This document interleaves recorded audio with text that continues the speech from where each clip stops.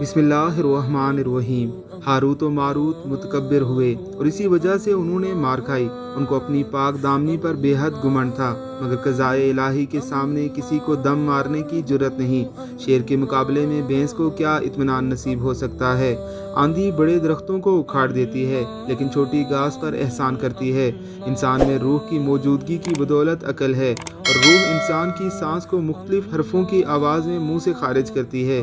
کبھی اچھے الفاظ منہ سے نکلتے ہیں جو دوستی اور صلح کا باعث بنتے ہیں، کبھی ایسے الفاظ منہ سے نکلتے ہیں جن کی بدولت دشمنی ہو جاتی ہے۔ اللہ عز و جل نے پانی کو فرعون کے لیے عذاب بنا دیا اور غزوہ احزاب میں ہوا کے ذریعے مسلمانوں کو فتح عطا فرما دی۔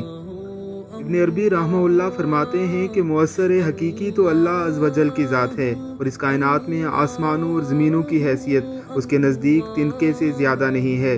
جس طرح سمندر تنکے پر اثر انداز ہے، اس طرح اللہ عز و جل زمینوں اور آسمانوں پر حاکم ہے، اور جو بروز محشر کائنات کو دوبارہ وجود عطا کیا جائے گا تو اس قدر جلدی اثر ہوگا جیسے آگ پھونس میں کرتی ہے۔ جب ہاروت و ماروت دنیا کے لوگوں کو بدکاری میں مبتلا دیکھتے تو غصے سے اپنے ہاتھ چباتے، مگر آنکھوں سے اپنا عیب نہ دیکھتے۔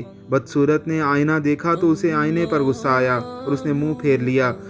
خودبین جب دوسروں کے گناہوں پر نگاہ دوڑاتا ہے تو غصے میں آگ بگولا ہو جاتا ہے۔ اپنے اس تکبر کو وہ دین کی حفاظت بتاتا ہے، لیکن اپنے اندر کے بے دین نفس کو نہیں دیکھتا۔ دینی حمیت کی آگ کی بدولت تو دنیا سرسبز ہو جاتی ہے۔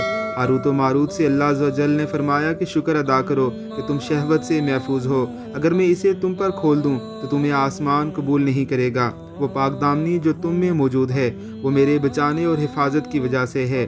اپنی عصمت کو میری جانب سے سمجھو تاکہ اسے اپنی جانب سے خیال کرو، ورنہ شیطان تم پر غلبہ پالے گا۔ اگر تم بلبل کی چہچہاہٹ سیکھ بھی لو تو کیا جانو کہ پھول سے اٹکیلیاں کرتے ہوئے وہ کیا کہتی ہے۔ اگر تم اپنے گمان سے اسے سمجھنے کی کوشش کرو گے تو وہ اس کے برعکس ہوگا۔